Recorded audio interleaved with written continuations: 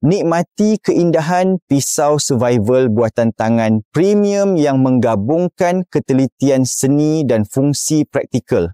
Pisau ini tampil dengan reka bentuk mewah, elegan, berinspirasikan Jepun, penuh ketelitian dan gaya.